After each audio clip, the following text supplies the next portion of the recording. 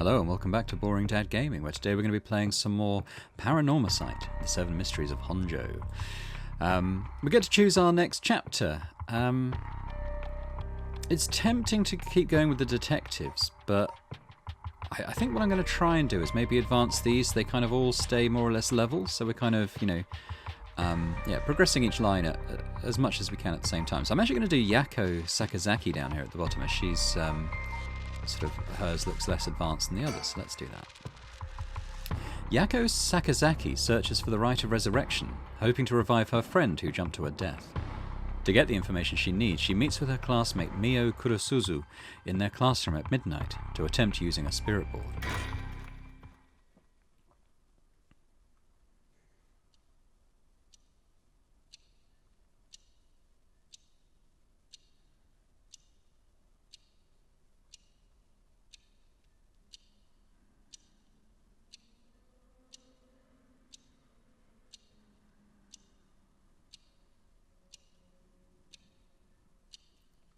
Well, that should be everything. Okay, let's start. Ready for this, Yako? I'm ready. Okay, I'm ready.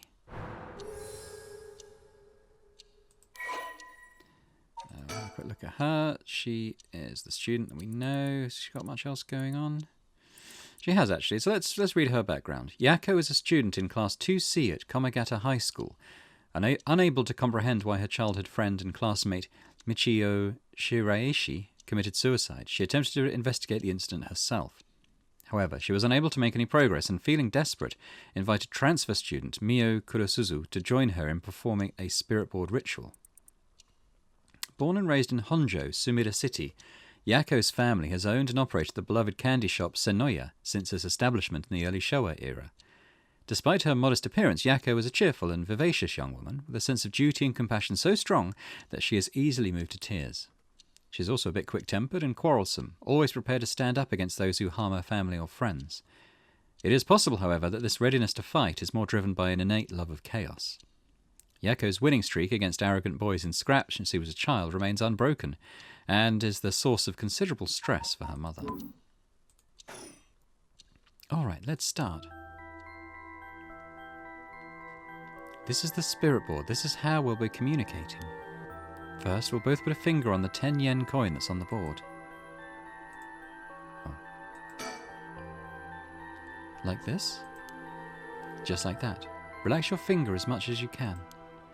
Now for the chant. Repeat what I say, okay? Oh, spectre of the spirit board, please visit us. Your turn. Spectre of the Spirit Board. Spectre of the Spirit Board. Please visit us. Spectre of the Spirit Board. Spectre of the Spirit Board. Please visit us. Good. Please tell us if you are there. Oh, it's going to yes. Whoa, it really moved. Looks like we succeeded in the summoning. We can ask questions now. Right, questions. Start with a question you know the answer to and see the response. Then, when you know your questions are being answered truthfully, you ask what you really want to know. Okay, I'll start with something simple.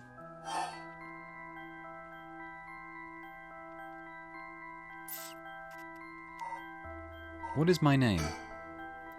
I think it should know the answers to this. Oh, Spectre of the Spirit Board, what is my name?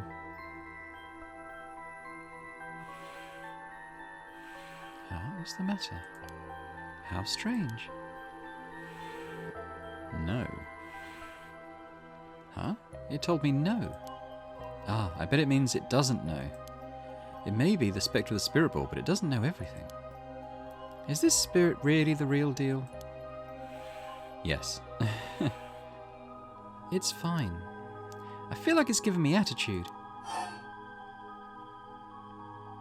What is this place?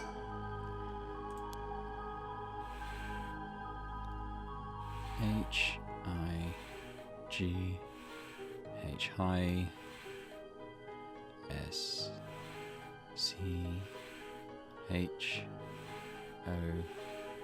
Oh. High school. High school, that's right. The answers don't seem to be very precise. What is this girl's name? Fine, what is the name of the girl across from me?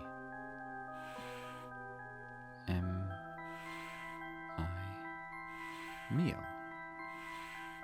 Mio, that's right. Well, that's not fair. It knows your name, Mio. It even used that weird character you used to spell your name. How flattering. Psychic girl, Mio Kurosuzu. Alright, we'll have a look at her. Mio transferred to Class 2C at Komagata High School about 2 months ago. Although she is an extremely mild-mannered young woman, she exudes a somewhat off-putting dark aura, which makes it difficult for her to form friendships. Mio has, however, found a friend in her classmate, Yako Sakazaki, and has begun opening up to her little by little. The truth of the matter is that Mio is the apprentice of a famous psychic. Possessing exceptional spirit sense, she takes on the troublesome task of surreptitiously handling spiritual disturbances that break out in schools across Tokyo before they become a problem. She transfers schools frequently as a result, and thus has trouble making human friends. Mio has already solved an incident at Komagata High School involving a female student possessed by a spirit. Although she takes effort to hide her spirit sense, many develop the impression that Mio has a deep knowledge of the occult and the paranormal upon first meeting her, leading her to be anxious that her secrets have been exposed. The most common comment she receives is that she seems to get along well with crows and black cats. I bet, even the teachers get it wrong all the time. I guess these paranormal beings just tend to take a liking to you. Huh. I don't know how I should feel about that. Is it really you? No. Huh. Is it no? Is it lying? Not quite. The Spectre of the Spirit Board is just a temporary name we call them when using the board. We're actually calling a spirit with a strong tie to this place or one of the people participating. In other words, a spirit that just happened to be nearby just felt like answering. They don't really think of themselves as the Spectre of the Spirit Board. Oh, really? Huh, feels like some of the mystique has disappeared. Do you mind if I still call you the Spectre of the Spirit Board? Yes. Okay, thanks. Always good to remember to say please and thank you. What is my name? I'll ask it again. What is my name? No. Didn't even hesitate this time. Alright, it's time to try asking serious questions. Yeah. Who does Mio have a crush on? Hey, you're going to ask that kind of question? Doesn't everyone ask this kind of stuff with spirit boards? Besides, I'm curious. No, let's not do this. No. I said no. Guess that must mean you don't have a crush on anyone. Whew. Yeah, that's it. No is correct. Let's move on. Ah, or maybe... Oh, Spectre of the Spirit Boy. Do you mean the boy isn't in our class? Yes. Wow. Hey, stop that. Don't make me exercise you. If that's the case, then... Oh, Spectre of the Spirit Board. Is it a teacher at our school? No. Oh, no good, huh? Phew. Yako, cut it out already.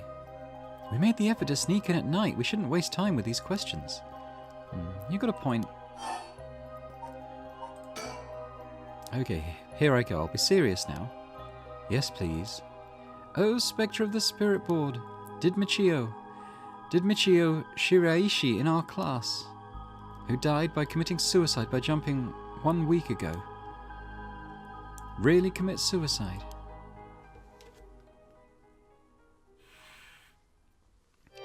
No. So it really wasn't. I'm not surprised. I never believed it from the start. Now's the important part. Yeah. Let's have a look at this. Michio Shiraishi, female high school student. Michio was a second-year student at Komagata High School. She was found deceased 1 week ago in a back alley off South Waragoesi Street, her entire body broken and severely contorted. Police determined that Michio committed suicide by jumping from a nearby apartment building. As there was no suicide note, the police based their conclusion on interviews with Michio's peers. Michio was an honest student with a good head on her shoulders and consistently excellent grades, making her a favourite among the teachers. Although she appeared somewhat reserved, she had a positive outlook on life and a courageous spirit. Michio and Yako formed a long-lasting friendship during childhood, with Yako's unbending, uncompromising attitude deeply influencing Michio. However, beneath her strong exterior, Michio had been pushing herself too hard and keeping her emotions bottled up to the point that they risked overflowing. Following her father's death 3 years ago and moving to a new house, Michio began avoiding Yako. Although the two remained in the same area of town and attended the same high school, they gradually grew further apart. Yako herself worried for her childhood friend, but incapable of wading into the complexities of Michio's home life, kept her distance. The days passed, and though Michio longed to confess everything to Yako, the moment to do so never came. Michio carried an old talisman, a memento of her father, with her at all times. Michio's cause of death. Oh, Spectre of the Spirit Board. Did Michio Shiraishi die in an accident? Yes. So it was an accident and not a suicide. Michio. Then did she slip and fall from that apartment building? No. She didn't. What do you mean? Michio didn't die falling from the apartment building? Yes. No way. If that were true, then why was she lying on the ground like that in the back alley of the apartment building? It was an accident, but not a fall? Oh, Spectre of the Spirit Board, what happened to Michio on that day?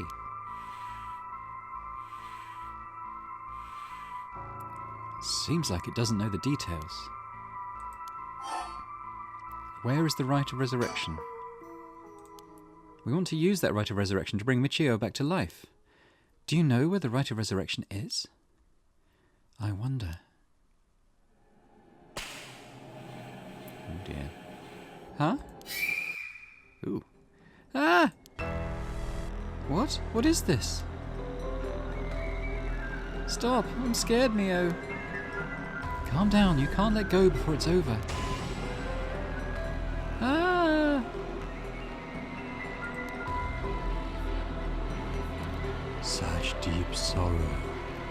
Oh, is this? Oh, this might be Yako's voice. Such deep sorrow. A resentful memory is flowing into my mind.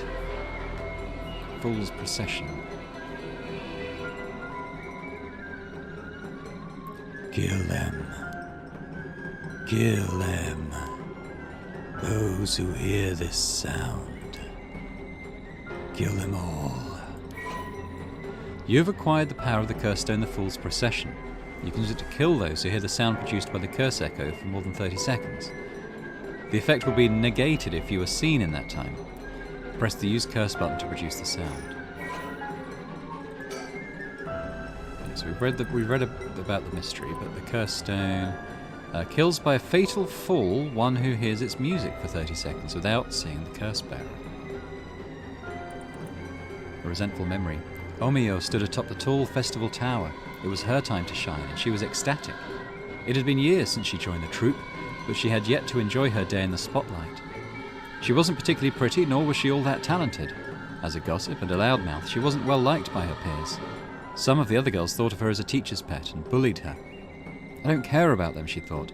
I'll use this chance to make something of myself. Everything was perfect.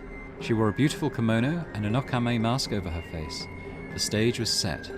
The accompaniment began. She danced with everything she had. Applause rained down upon her from the crowd. Her breathing hastened with excitement. I've got to catch my breath. That's strange, I can't take my mask off. The smell of glue assaulted her nostrils. So that's how it is. I knew it was too good to be true. Her screams were drowned out by the music as she squirmed and struggled. Omio is giving her all today. We have to keep up. The crowd livened even more. No, please, someone help me. She fell from the tower, writhing in pain as she begged those around her for help. The music stopped in time with Omio's heart. Ah! A murderous impulse seeps into my soul like thick black tar.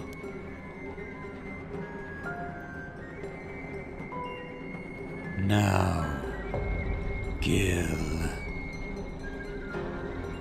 Can you hear it, curse bearer? You who so strongly desires the right. Kill them.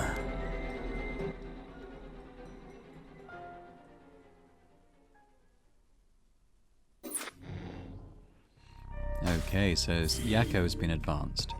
We should probably now go to Harui, and we'll work sort of top down as we go through the story tree for the time being. Not dreams. Haru Shigima, or Shigima. When the son of Haru Shigima was kidnapped, a botched investigation by the police resulted in the child's murder. 1 year later, Haru has hired a private investigator to help resolve the unsettled case.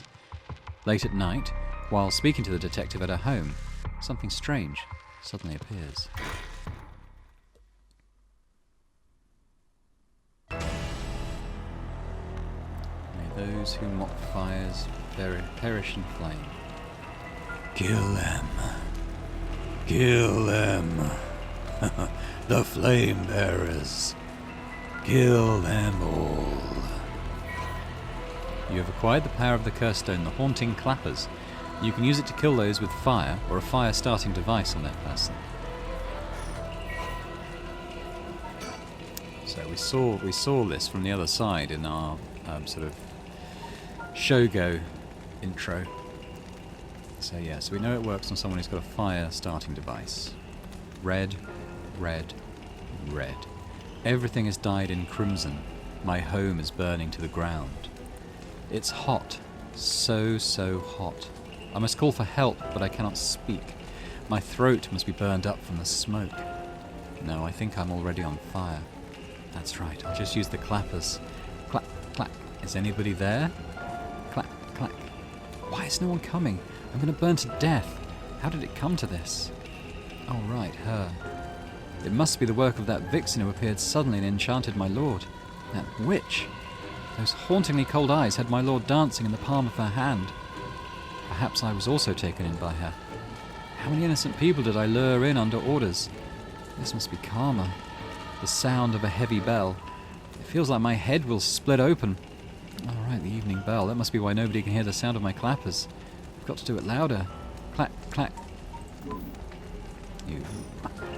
A murderous impulse seeps into my soul like thick black tar.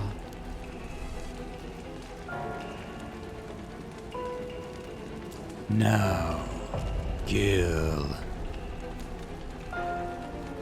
Can you hear it, curse bearer? You who so strongly desires the right. Kill them.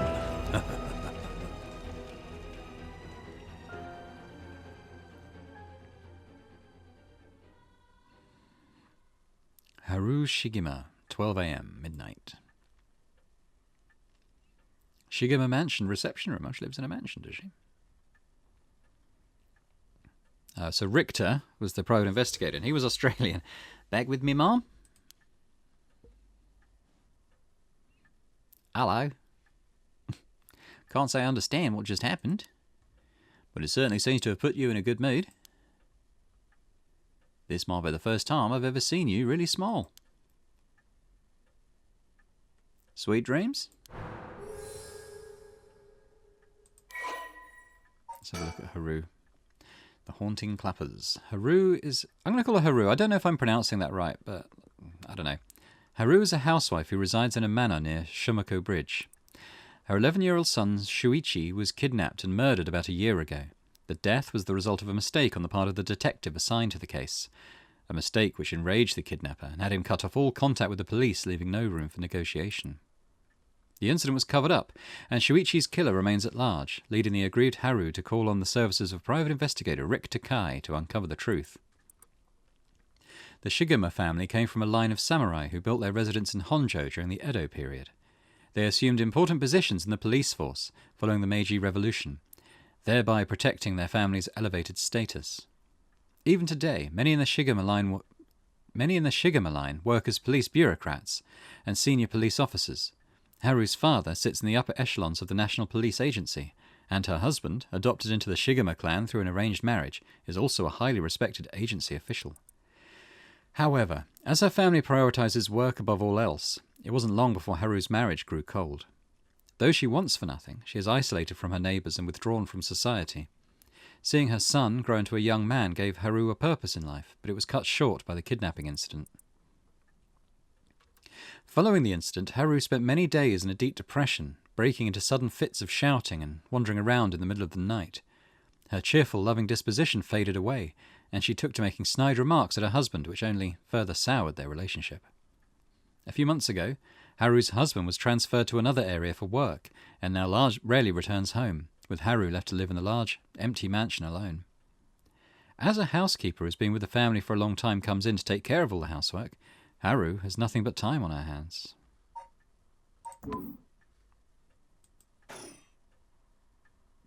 No. Not dreams. Sounds like something I might want to hear about.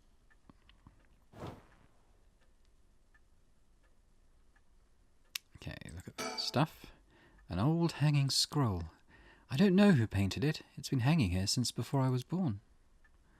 Fax machine. It can send images to other places along the telephone network.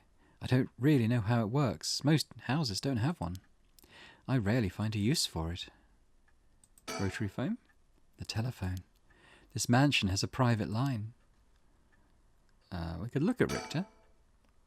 A private investigator I hired. A friend told me about him. They said he's not very well known, but he's good at what he does. When I first visited his office in Ota City and saw how he dressed, I could hardly believe he was a detective. But after speaking to him for a while, I changed my mind. He says some strange things at times, but he seems like the reliable sort. The eccentric... Okay, yeah, so we've read this stuff. Once a police officer, Richter was racked with guilt over the police's inability to help all those in need, and quit the force to start his own private investigation firm. However, his soft-hearted nature leads him to take on too many cases and has put his office in dire financial straits. How he is still in business is a mystery, with some whispering that a wealthy patron is keeping him afloat. Richter studied alongside Detective Jun Erio, who is the younger detective you'll remember who was working in the other sort of timeline we're following, at the police academy. Somewhat surprisingly, given his outlandish clothing and mannerisms, Richter excels at covert investigations and tailing his targets. He proudly refers to himself as an investigator extraordinaire, though that only ever succeeds at impressing himself. Richter's biggest source of happiness is nuzzling his pet, female albino parakeet, Ernestine, which he keeps in his office. He also enjoys collecting mockingbird stickers, a popular line of merchandise featuring birds inexplicably dressed like delinquents, and can be frequently sighted searching around town for them. While out and about, Richter typically leaves the office, and more importantly Ernestine, in the care of Amamori, a junior high schooler who volunteered to assist Richter after being involved in a previous case. Got another one? Okay.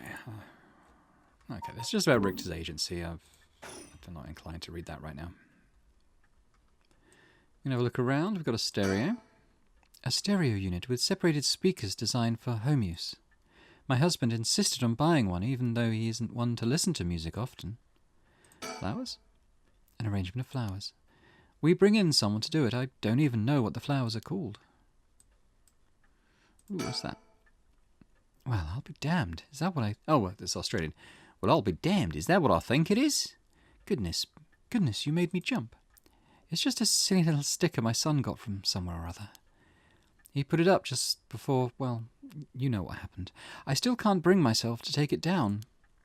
Well, let me take a closer look.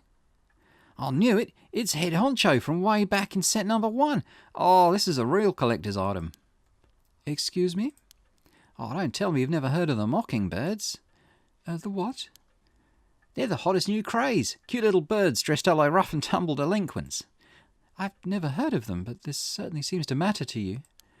Oh, the best part is nobody knows who made them. They just start showing up around town. Soon enough, they'd won everybody's hearts. The story goes that they're made by some anonymous artist who covertly leaves them behind in specific locations. No one knows when or where they'll show up next. They're basically an urban legend of sorts. To think one would turn up here of all places. This is a good sign, I'm sure of it. Oh, well, that's nice. Mockingbird number 1. Oh, wow, there's going to be a lot of these then. Be in the right place at the right time in Honjo, and you might be able to find all 20 scattered around. Well, we'll see. We're not gonna go too mad trying to find all those, I don't think. Got a TV. A colour television. Father bought one of these as soon as it hit the market. He likes to have the latest gadgets. Unlike the latest models, there is no remote control. We've had it for a long time. Back when it was new, we all gathered around it and marvelled at it as a family. But with Father and my husband being away so often, it quickly fell into disuse. All right, so let's let's have a think first. My heart's still racing. This is it, my chance, at long last. Okay, let's talk to Richter. Let me bring you up to speed. We were in the middle of a chat when you suddenly started spacing out. And the whole time you were grinning to yourself like you just won the lottery. Care to tell me what that was all about? Well, where to start?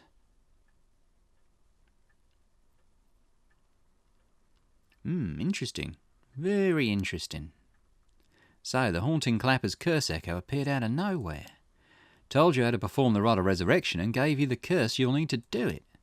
Have I got that right? That's right. So it's all real. Honestly, I still find it hard to believe. But I guess I have to now. I saw that curse stone appear in your hand myself. It looked like it popped clean out of thin air. With evidence that clear, there's no denying that there's some supernatural force at work.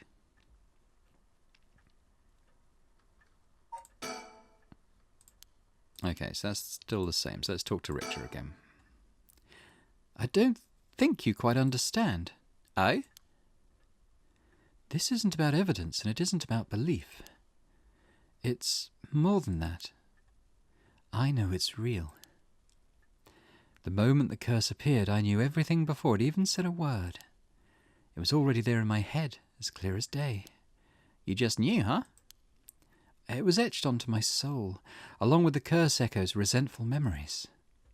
So I can feel it, what it was like. Dying like they did hundreds of years ago. Wreathed in flame, writhing in pain as my flesh blackens and my blood boils. I can feel it. All the agony, all the rage. It fills me with bloodlust. I think I need to kill someone. Anyone will do, just as long as they're carrying fire. Oh, I see. Well, that could be a problem. You think so? From what I know of you, I was sure you'd see it as an opportunity. The stronger the desire to resurrect someone, the stronger the urge to kill. That's how it seems to me, anyway. Good grief, talk about a spanner in the works. I say we take stock for a moment, remind ourselves where we've come from and where we're going. That might be a good idea. Alright, let's try think again. It's going to be the same thing. So he suggested taking stock, but I think we've pretty much examined everything there was to examine.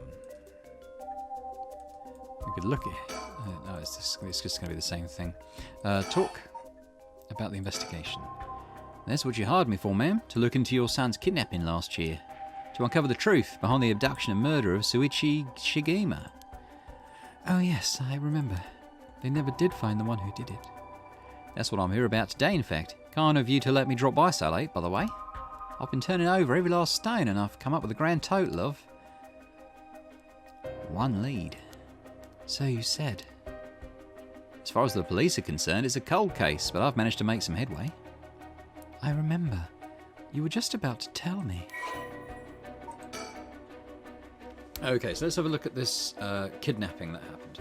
A kidnapping and murder that took place in Honjo, Sumida, around 1 year ago. Haru Shigima's son, Shuichi, age 11, was kidnapped on his way home from school, with a ransom being demanded that same evening. Initially, the kidnapping was thought of as a simple extortion scheme, but when it came to light that the Shigema family was closely tied to the police, and Shuichi was in fact the grandson of a senior official, it was quickly assumed that the perpetrator was acting upon a grudge against the police force. The kidnapping was treated as a direct attack against the good name of the police, and a large-scale investigation was launched that used the best equipment available to trace phone calls. This made it all the more embarrassing when they were unable to catch the culprit, losing the public's confidence. The culprit grew cocky, relentlessly mocking the police force. After 3 days of failure after failure, Haru reached a breaking point.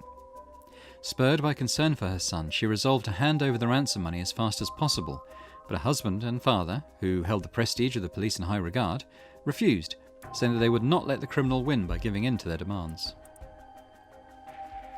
The increasingly frantic detective, and I'm going to guess it's the detective from the other storyline, assigned to the case, lost his temper when the criminal called to give him an ultimatum, causing the culprit to never make contact again.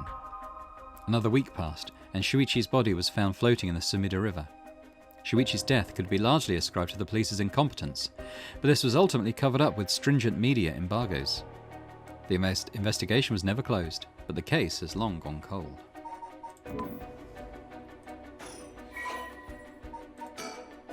So this is Shuichi. The only son of Haru Shigema, he was kidnapped and murdered a year ago, as we know. Shuichi was a conscientious, brave young boy who was determined to protect his mother, Haru, amid his father's frequent absences. He dreamed of becoming a police officer and displayed diligence and an impressive sense of responsibility from a young age, likely due to being raised in an extremely strict environment. Born in the early 70s, he spent his days immersed in various activities and studies, including playing piano, learning the abacus, taking English lessons and training in kendo. Shuichi's tendency to put other people's needs over his own meant he died without ever telling his classmates how much he longed for them all to go out on a hunt for mockingbird stickers. Let's keep working down these. You know, we still need to figure out exactly what you want me to do. Tell you what, why don't I tell you what I've found and then we can make a decision? All right. Go on. You know... Sorry. Okay, let's go down to the next one then. I suppose there's not much point going over the kidnapping itself. No, I'm very familiar. Then I'll leave that for the files to cover and just confirm a few things about the case. The police traced the culprit's calls back to, let's see here, Northern Oyaka River, here in Sumida City. That's quite a wide area. That's right. In the end, they never managed to nail down exactly where the calls were coming from. But it was almost certainly the same location that Shuichi was being held captive.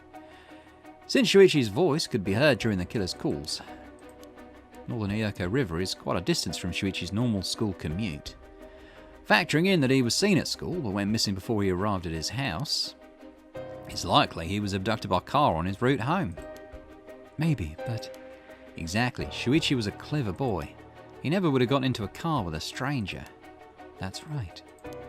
I was very firm about that. I know he understood too. I even saw him warning the other children. It's possible that they forced him into the car. The only issue there is there weren't any witnesses to the kidnapping. You can't bundle someone into a car with that many students around and not be noticed. But nobody came forward to say they saw anything suspicious.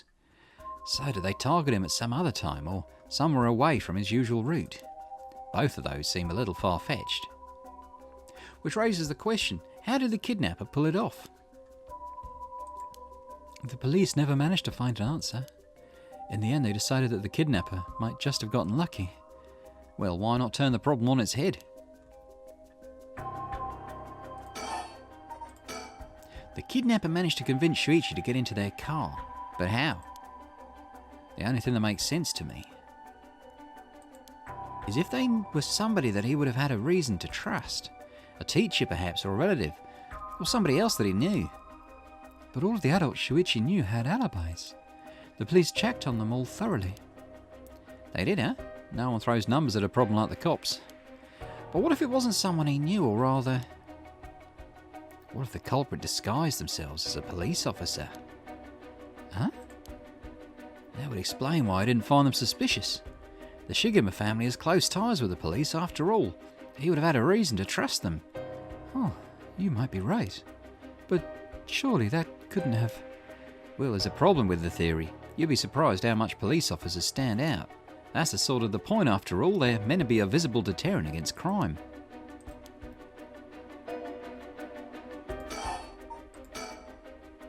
But here's another interesting little bit of trivia I happen to know. When you ask people to imagine someone suspicious, nobody pictures women or children. Even kids who've been warned about stranger danger often subconsciously expect that danger to look like an adult man. Besides, Shuichi was the sort of boy who wanted to be a police officer when he grew up. He must have had a very strong sense of right and wrong. That's right. Wait, surely you can't mean... Now you're getting it. If, say, a young woman approached Shuichi asking for help, what would he have done? If someone like that said they were lost and asked him for directions, would he have gotten into a car? Oh, he might have. My husband always told him that a man had a duty to watch out for women and children. You could certainly argue that kind of attitude is outdated nowadays. But if Shuichi believed it, then we might have something here. Then you think the culprit was a young woman? What if it was a man's voice on the... But it was a man's voice on the phone. She might have been an accomplice, or she didn't even realise she was being used. If anything, that would explain why she hasn't come forward. She herself might not realise she had anything to do with the case.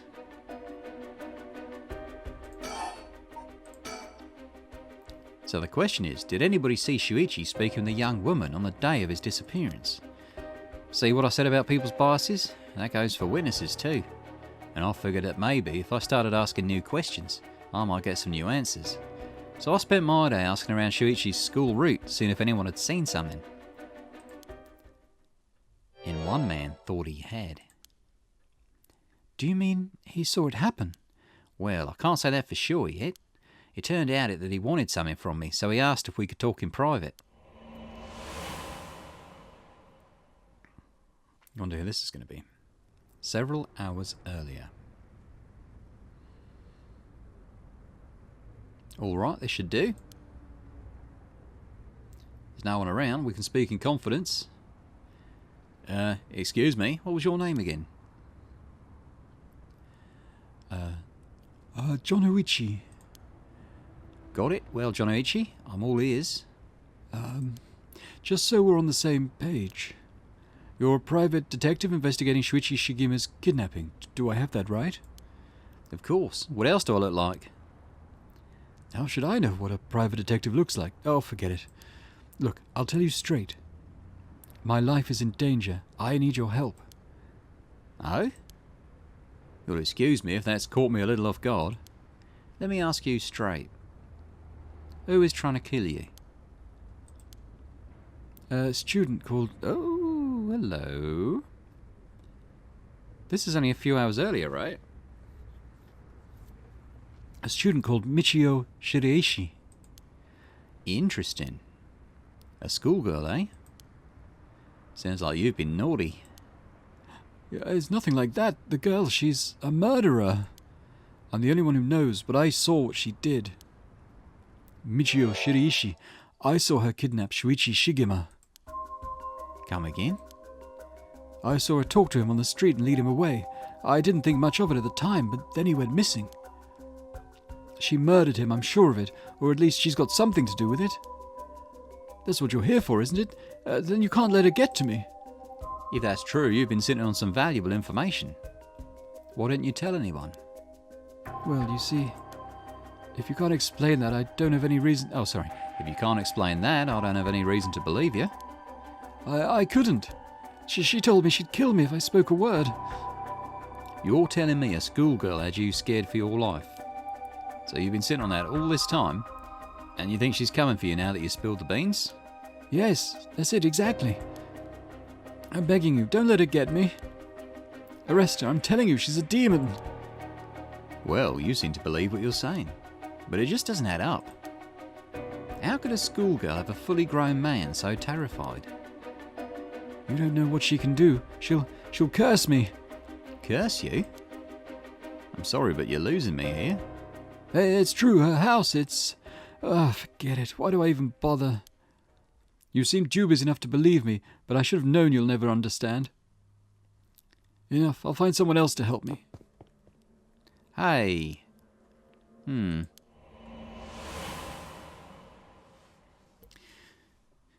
So she's dead now. She's the one who they thought had jumped off a roof. And that's about the long and short of it. I can hardly believe it. At the time, I thought this mention of curses was just crazy talk. But I'm starting to see that there might have been more to it. Then, if we can just find that girl... Curse or no curse, if she was with Shuichi on the day of the kidnapping, there's a good chance she knows something. On top of that, I did some digging on the man I spoke to. His full name is Kohai Jonoichi. He's a teacher at Komagata High School here in Sumida. A teacher than this schoolgirl.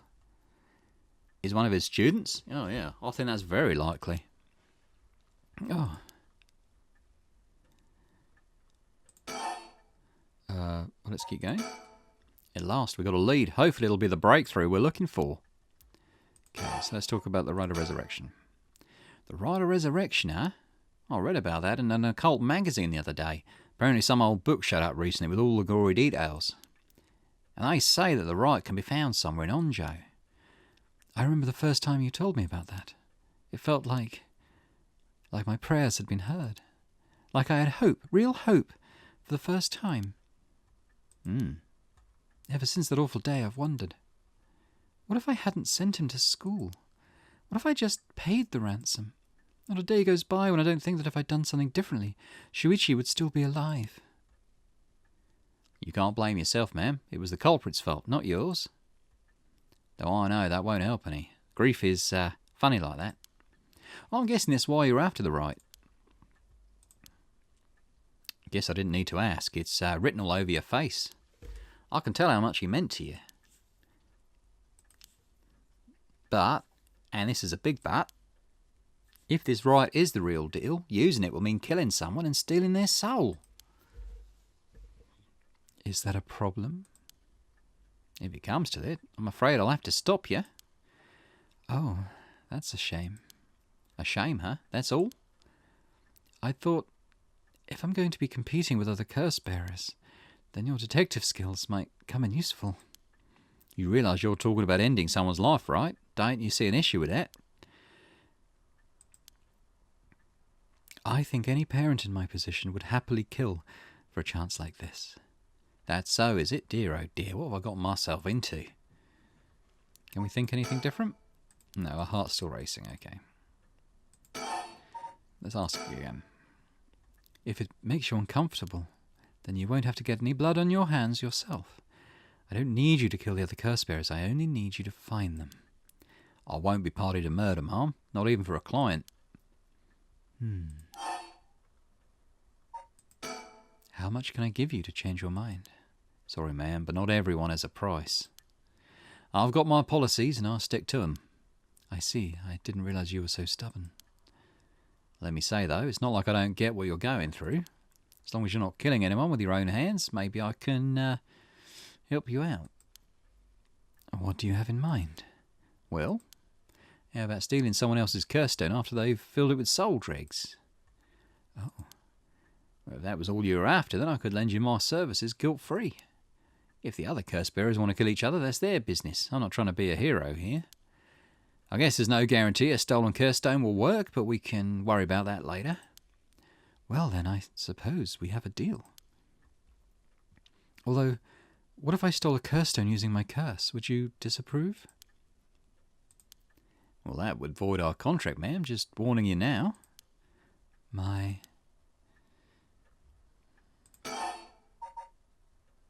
About the investigation, does he say anything different? Okay, still figure out what we need to do. About my curse. Before we go any further, why don't you tell me about that curse of yours? The Haunting Clappers, was it? That's one of the Seven Mysteries of Honjo, if I remember correctly. That's right. The original story did happen somewhere near here, I think. I'm sure I remember hearing that. In that case, my money would be all on the curse bearers being somewhere in Honjo. Our first move should be to narrow them down. Some of them are bound to try and come for you first. We'll need to be ready. The curses make their bearers more willing to kill, so an attack could come from anywhere. Oh, that sounds sensible. Oh, guest table. The guest table. I don't know where Father got this old thing from, but I've never liked it. Okay, talk to Richard again. Curse. And if I remember correctly, your Haunting Clappers can set people on fire, but only if they have a naked flame or a lighter on their person. Is that right? Oh, that's right. In olden times, wooden clappers were used to warn people of fire. I'm guessing it punishes those who don't heed the warning. It seems like a good curse to have. It's simple and straightforward enough to use. Although it's hard to say how it stacks up without knowing what else is on the table. You really think it's that good? The target can't do much to throw it off, and it has a nice long activation window. It's big that it works on lighters too. Just slip one into your target's pocket. And say the conditions were already fulfilled before they even knew you're there. They wouldn't even know what hit him. Maybe I won't have to actually use it. I could just tell someone I could, and they'd have to do what I said. Threats could work, although without any proof, it'll come down to how convincing you can be. If only you could use the curse, then back out at the last second. At the last second? What an interesting idea. I have a lighter right here. We could try it now. That's an interesting proposition. But maybe not. I'm not crazy enough to make myself a guinea pig. Oh, I see. You're an odd one, ma'am, if you don't mind me saying, and I don't think it's just the curse. You flatterer. As for what we do next, first of all, I think you should stay indoors. Try not to do anything spontaneous or outside of your normal routine.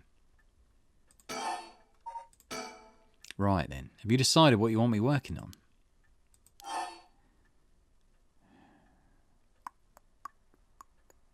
Kidnapping. Finally, I have a lead. I need to know what happened to my son. Your wish is my command, Mom. I'll focus all my efforts into looking into the kidnapping. Although, something just occurred to me. You can't investigate the matter at night, can you? At least until the sun rises. Could you search for the other curse bearers? Yeah, all right. I see how it is. Well, I'd be happy to help. Odds are good that the other curse bearers are also working by night. Anyone they kill under cover of darkness won't be discovered until sunrise. I bet they'll be trying to do as much as they can before morning comes. So, it's settled then. I'll look into the other curse bearers by night, and once the city wakes up, I can start asking questions, and I'll investigate the kidnapping as well. I'll even try and find Mrs. Shiraishi as part of the bargain. Thank you, that's more than enough. Alright, heart still racing. Fine. Have we got anything else to say to Richter? Now then. I should get to work. There's only so much time before sunrise. I'll call you if I find out anything new. You stay here and keep a lookout. All right. There's no telling what kinds of curses you might find out on the streets tonight. Don't go outside if you can help it, and try to be ready for anything. I will. Well, if that's all, I should be going.